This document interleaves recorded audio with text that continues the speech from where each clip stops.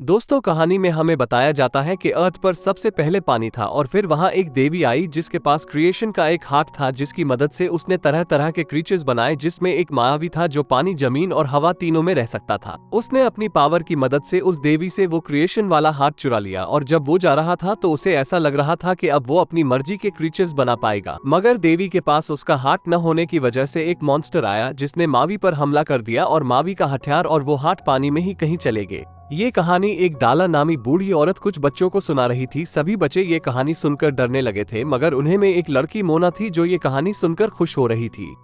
वो औरत उन बच्चों को बताती है कि सब कुछ फिर से नॉर्मल करने के लिए वो हाथ उस देवी को देना होगा। मगर कहानी के बीच में ही मोना के डैड डोई आ जाते हैं। डोई उस कबीले के सरदार हैं और वो बूढ़ी औरत मोना की दादी है। फिर तभी मोना के डैड से वहां कुछ पर्दे खुल जाते हैं जिनमें खतरनाक मॉन्स्टर्स बने हुए थे, जिसको देख सब बच्चे डरने लगते हैं। जब मोना को कोई देख नहीं रहा होता तो वो मौका पाकर समंदर के किनारे पर आ जाती है। वहां मोना देखती है कि कुछ बर्ड्स एक टर्टल को तंग कर रहे थे, तो मोना उस टर्टल को समंदर में पहुंचने में मदद करती है। अब जब मोना समंदर के पास जाती है तो समंदर उसके लिए रास्ता बनाने लगता है। अब मोना जैसे ही बढ़ती जाती है उसके लिए रास्ता बनता जाता है। दरअसल समंदर वो देवी का हाथ देवी को वापस लुटाने के लिए मोना को चुनता है और वो हॉट माना को से देता है।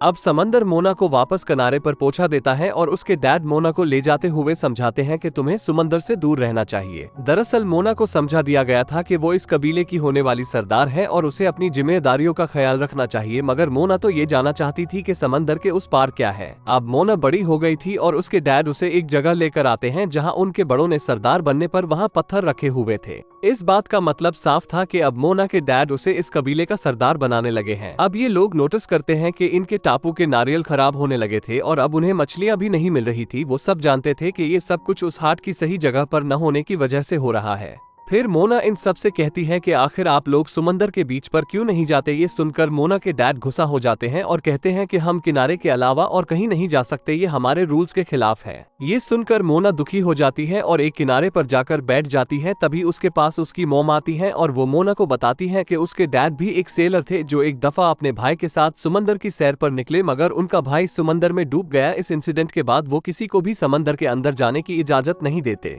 ये बातें सुनकर मोना समंदर में जाने का सोचना बंद कर देती है और वो पत्थर रखने ही वाली होती है कि वो सोचती है कि एक दफा तो समंदर पर जाना ही चाहिए और वो एक बोट लेकर समंदर में जाने लगती है। उसे अभी बोट सही चलानी भी नहीं आ रही थी, मगर आगे जाने पर उसे सब कुछ आसान लगने लगता है। मगर जैसे ही वो समंदर के बीच में पहुंचती है उसकी बोट समंदर की लहरों के आगे टिक नहीं पाती और वो टूट जाती है और मोना किसी तरह किनारे पर पहुंच जाती है और वो भी अपने डैड की तरह सोचने लगती है कि समंदर सिर्फ बर्बादी के अलावा और कुछ नहीं दे सकता। मोना को उसकी दादी देख लेती है और वो उसे एक गुफा के पास लेकर आती है और मोना से कहती है कि अंदर जाकर तुम उस ड्रम को बजाना। अब माना ऐसा ही करती है और वहाँ की आग खुद ब खुद जल जाती है और वहाँ मोना को बहुत सारी शिप्स नजर आती हैं। अब मोना को पता चलता है कि उसके डैड पहले एक सेलर थे जो अपनी बड़ी बड़ी शिप्स पर सफर किया करते थे। मोना की दादी उसे बताती है कि ये सब कुछ उस देवी के हाथ की सही जगह पर नहीं होने की वजह से हो रहा है और उसको सही जगह पर पहुंचाने के लिए तुम्हें चुना गया है, मगर इसके लिए तुम्हें सबसे पहले मावी को ढूंढना पड़ेगा। ये सब कुछ सुनने के बाद मोना अपने डैड के पास जाती है और उन सब से कहती है कि आप सब तो सेलर्स थे, फिर आपने अपना काम क्यों छोड़ दिया। वो उन्हें ये भी बताती है कि हमें बस उस हाथ को उसकी जगह पर रखना होगा और फिर सब कुछ पहले जैसा हो जाएगा। ये सब कुछ सुनने के बाद मोना के डैड उससे नाराज होने लगते हैं और उससे कहते हैं कि तुम ऐसा कुछ नहीं करोगी, और ये कहकर वो उससे वो हाथ लेकर दूर फेंक देते हैं। अब उनको पता चलता है कि मोना की दादी की तबीयत खराब हो गई है। मोना उनसे जाकर मिलती है और वो मोना के कान में कहती है कि तुम्हें मावी के साथ मिलकर उस हाथ को उसकी जगह पर रखना होगा।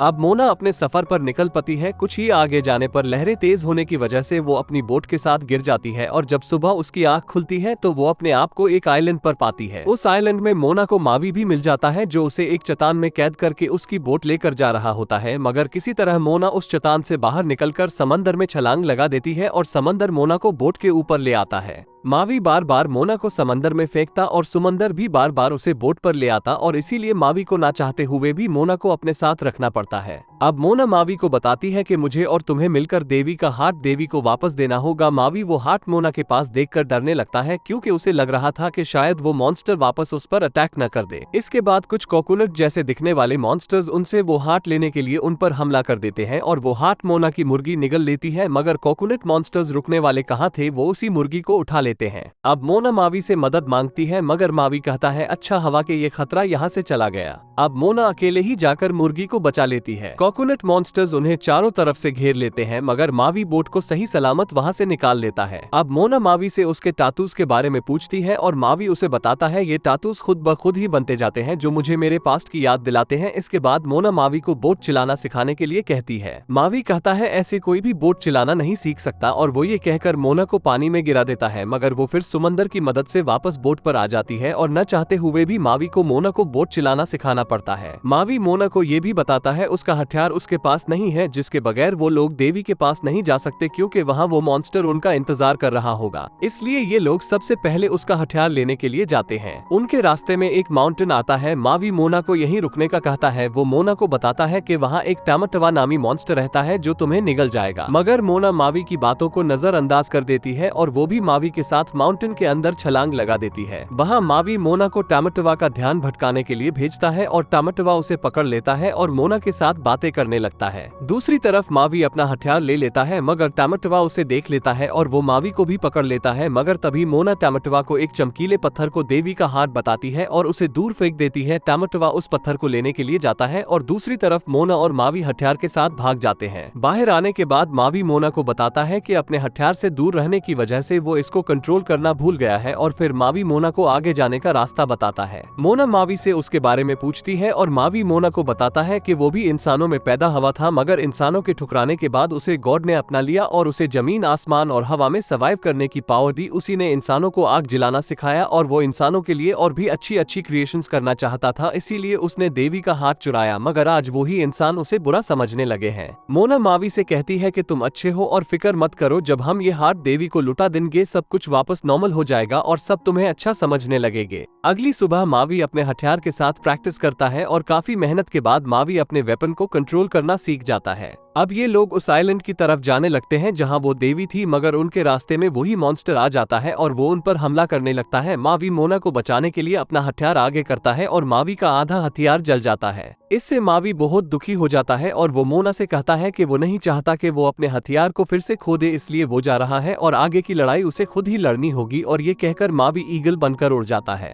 मावी के जाने के बाद मोना दुखी हो जाती है और वो समंदर को हाथ वापस करते हुए कहती है कि मैं अब आपका ये काम नहीं कर सकती, इसलिए आप किसी और को चुन ले। इसके बाद समंदर हाथ ले जाता है और फिर मोना रोने लगती है। तभी मोना की दादी का गोश्त वहाँ आ जाता है और वो मोना से कहती है कि तुम्हें ऐसे ही हार नहीं मानी चाहिए, समंदर ने देवी का हाथ लौटाने के लिए तुम्हें चुना है, इसका मतलब तुम में कुछ न कुछ खास बात जरूर है। अपनी दादी की बातें सुनने के बाद मोना को रिस्पॉन्सिबिलिटीज का एहसास होता है और वो समंदर से वो हाथ लेकर अकेले ही उस मॉन्स्टर से मुकाबला करने के लिए आ जाती है। मोना को पता चलता है कि मॉन्स्टर पानी में नहीं आ सकता, इसीलिए वो पानी से होते हुए मॉन्स्टर को क्रॉस करने की कोशिश करती है मगर मॉन्स्टर उस पर हमला कर देता है और वो और उसकी बोट पलट जाती है। और अब जब मॉन्स्टर मोना पर हमला करने ही वाला था तो वहाँ मावी आ जाता है और वो मॉन्स्टर को रोकता है और दूसरी तरफ मोना उस आइलैंड पर पहुँचती है ताकि वो हाथ उस देवी को वापस दे। लेकिन जब मोना वहाँ पहुँचती है तो वो देखती है वहाँ तो देवी है ही नहीं। लेकिन जब मोना गौर से उस मॉन्स्टर को देखती है तो वो समझ जाती है कि यही वो देवी है, क्योंकि अब उसके पास उसका हाथ नहीं था, इसलिए वो ईवल बन गई थी। अब मोना समंदर से उसके लिए रास्ता बनाने का कहती है और फिर मोना उस देवी के पास जाकर सर से सर जोड़कर कहती है